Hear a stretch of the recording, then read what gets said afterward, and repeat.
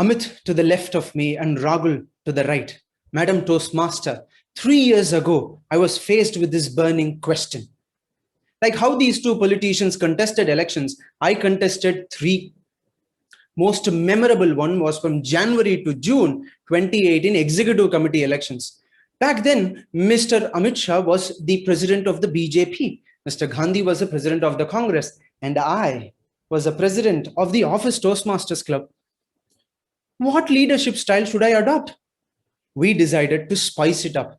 When we entered into office, there was huge baggage from the old administration.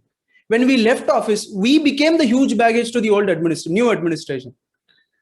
Good afternoon, friends.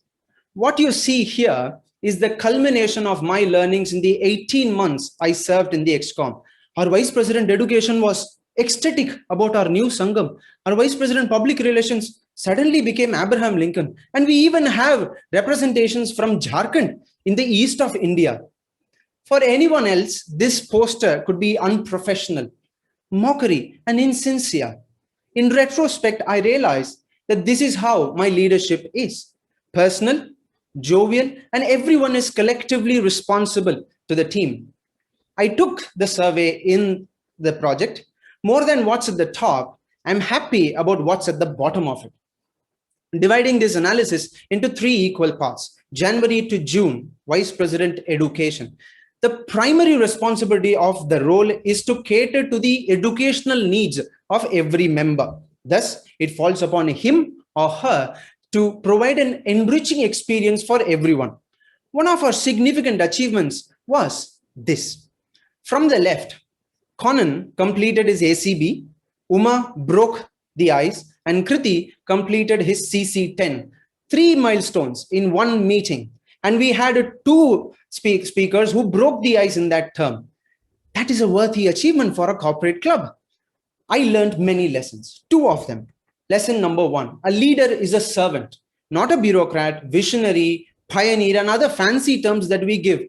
Lesson number 2, leadership is a human relationship. Leadership isn't a single person commanding others to follow. He or she must attempt to know and build relationships among people.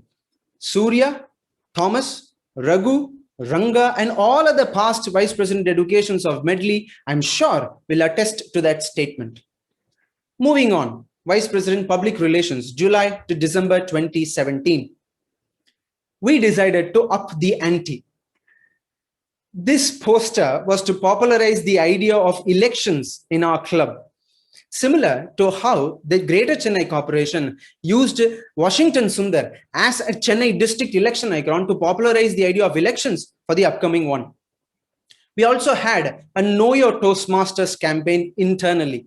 We couldn't do that because data problems will come in. Internally, we did this campaign to make sure that every member knew every other member in the club with some basic information. Where are you from? How long have you been Toastmaster? Why Toastmasters?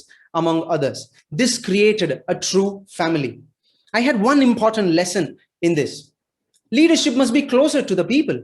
Minimally from the state capitals and maximally from the panchayats and the municipalities. For a leader to take leadership closer to the people, he or she must earnestly attempt to know the people, their culture, their cuisine, language, what makes them laugh, among others. This makes leadership truly inclusive. Moving on, December 2017, I filed my nominations papers for the presidential election. The campaign was hot and strong. Our party members went on social media to propagate our policies. Fiery speeches, fantastic turnout on field trips. We won it. An overwhelming majority of those 10 people who showed up for the elections voted me as the president. I was the only candidate. My patience was tested in those 6 months. I made plenty of mistakes. Some of them are, number 1, I intruded in my team's personal space. I did it once with our VP Ed. It brought an avoidable bitterness to the team. Number 2, generally presidents face a situation when not all members of the ExCom are ready to take up the responsibilities. Despite the stated objective of inclusiveness, we could not bring everyone on board. It became a cabinet dictatorship.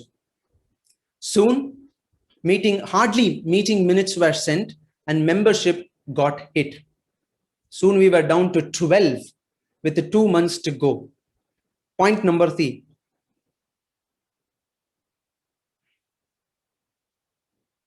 One moment, I have to share the screen again. Point number 3. How do you get work from someone who does not want to work? I only wish I had learned and handled that back then well. Nevertheless, there was one important lesson that I learned. One moment. When you emphasize inclusiveness, harmony, and teamwork, it reaps dividends. I still remember that one afternoon when the district director and the division director had come down to our office to discuss about the dropping members. Our team was not represented by me, but by us. Our VP Ed and VP PR took it upon themselves so that we could get to 20. Going back to the survey, I have not, in the interest of time, I could not dwell upon the authoritative and the innovative styles of my leadership. And there is still plenty of learnings that are waiting to be told in terms of work. I'll keep it that to the pathway too. But to sum it up, first of all, a leader is a servant. There is hardly any room for me, I, or mine. It is ours and we. This makes leadership a human relationship. 3, leadership must be closer to the people and people-centric.